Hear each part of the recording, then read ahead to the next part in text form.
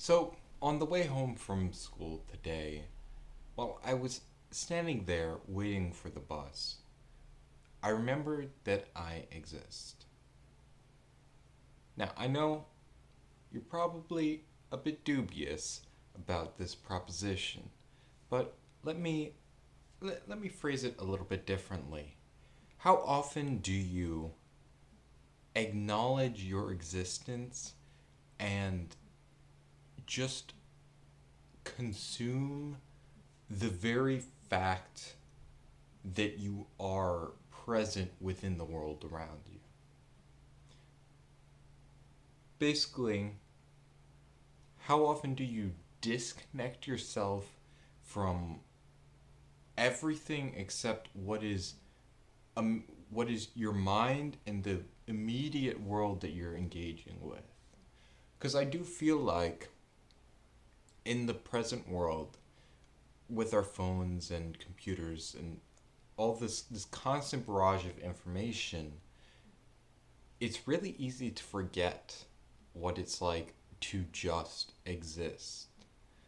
And I'm not even necessarily proposing that it's really the very nature of modern technology that has altered human perception or human engagement in an especially deep way, because I do think that throughout the course of history, and it's just becoming easier and easier to do so, we will do anything to avoid having to think.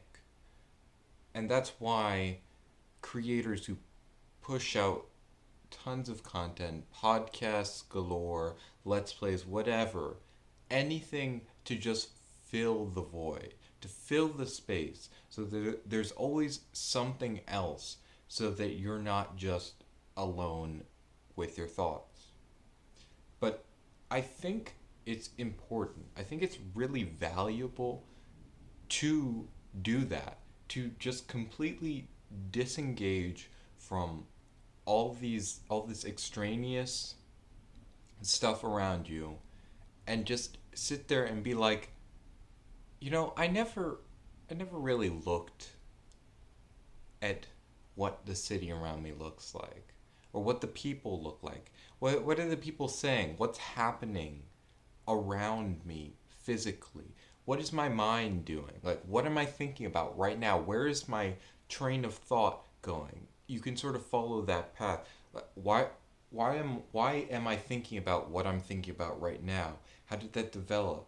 To sort of take yourself out of your body and look at yourself and around yourself, without having to just sort of push the mute button on that.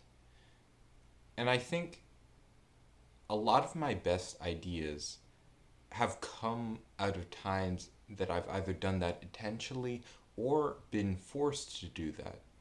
When I've been put in situations where I'm just, either by choice or because I don't have any other options, when I'm forced to just sit there and think and engage with, or at least, and try and understand what's immediately around me.